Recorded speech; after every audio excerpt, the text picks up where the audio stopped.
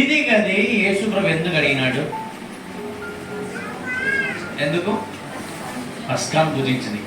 పస్కాను ఎందుకు ఆయన భుజించాడంటే, పస్కా అంటే పాప పరిహారార్థ పండుగ అని అర్థం. అది పస్కా అంటే పాస్ అగో అంటే నువ్వు పాస్ అయినా దాటిపో అని అర్థం. ఇప్పుడు యేసు ప్రభు ఆ మేడ గదిలో పస్కానాస్ అంటే సిద్ధపడుతున్నాడు. ఎక్కడ సిద్ధపడుతున్నాడు? అదైపోయిన తర్వాత నెక్స్ట్ గెస్తేమనే తోటే. అర్థమవుతుందా?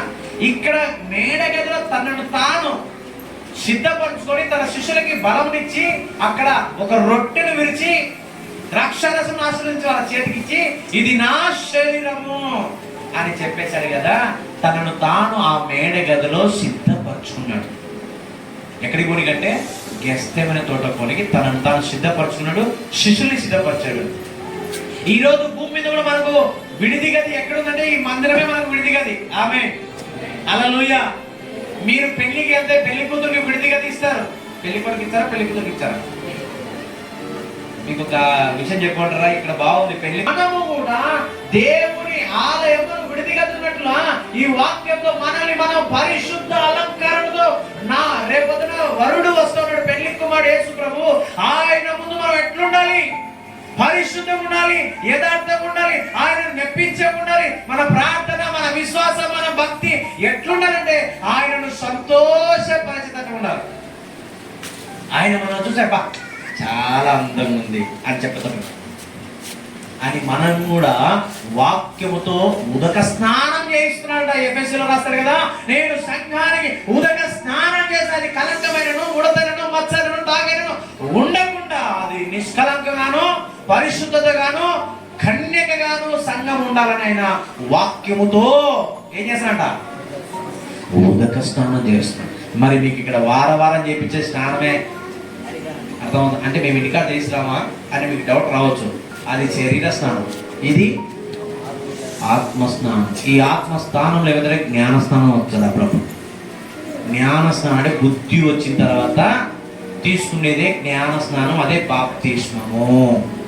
కొంతమంది బుద్ధి రాకముందుకే బాప్తిజం తీసుకొని బాప్తిజం తీసుకున్న బుద్ధి కోసం వెతుకుతారు, మంచి బుద్ధి రావాలని. కొంతమంది బాప్తిజం అంటే బుద్ధి వచ్చేది ముందు బాప్తిజం అంటే బాప్తిజంలో బుద్ధి రావాలంట. ఎంత వాక్య విరుద్ధము. కొంతమంది అంటారు వీడికి పెళ్ళి అయితేనే తిక్క ముదిరేది, వీడు బాధపడతాడు, వీడు బాగుపడడు, ఆ అమ్మాయి జరిగిపోతుంది ఈ తిక్కలు.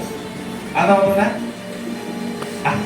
పెద్దలు పెళ్లి చెప్తాంటారు వీడికి పెళ్లి వచ్చే వీడు ఇంటి పట్టున ఉంటాడు, లేకపోతే వీడు డబ్బులు వేస్ట్ చేయకుండా తల్లిదండ్రులు మాట తిరుగుతాం. వీడికి పెళ్లి వచ్చే ఒక ఆమె వచ్చే గుదిబండ కట్టినా మాట్లాడారు అంటే గుదిబండ కట్టే ఆమెను ఏమని అర్థం చేసిన ఆమె ఈ గుదిబండ కాళ్ళకి ఏళ్ళకి అదే కొట్లాటలు ఊరికే రావు. ఈ గుదిబండ కట్టిననే కొట్లాడు. గుదిబండలకి కట్టకూడదు, ప్రేమ సంతోషంగా కట్టాలి. ఆమె అంతే కదన్నా. అట్లా గుదిబండ కట్టితే బుద్ధి వస్తుంది. వీడు మాట అట్లా చాలా మంది జీవితం పాడు చేస్తున్నాం. వానికి బుద్ధి చెప్పి నచ్చ చెప్పి పెళ్లి చేస్తే ఇది నా పెళ్ళాము అంటున్నాడు. ఎట్లా ఆదాం అన్నట్లు నా శరీరము నా చెప్పండి నా ఎముకలో ఎముక, నా మాంసంలో నా మాంసమా, నువ్వు నాది అనబడదు నా దానివన్నీ ప్రేమించినాడంట. ఇప్పుడు ప్రేమలు కరువు అయిపోయినాయి. పెళ్ళైన 6 నెలలు 3 నెలలే తర్వాత బుస్తమ్మ పస్కమ్మ కొట్లాట్లు. ఎందుకంటే ప్రేమ సహనం ఎక్కడ ఉంటుందో అక్కడ దీర్ఘశాంతం ఉంటుంది. ఆమె దేవుని వాక్యం ఎక్కడ ఉంటుందో అక్కడ సమాధానం ఉంటుంది. దేవుని ఆత్మ ఎక్కడ ఉంటుందో అక్కడ సమాధానం ఉంటుంది. దేవుడు లేని స్థలము సమాధానం ఉండదండి.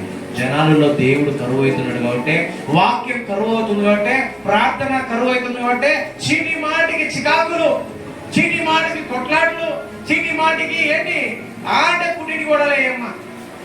ఎందుకంటే వాళ్ళు వాక్యం ఉంటే భర్తను సరి చేసుకుంటుంది, భర్త భార్యను సరి చేసుకుంటుంది. వల్ల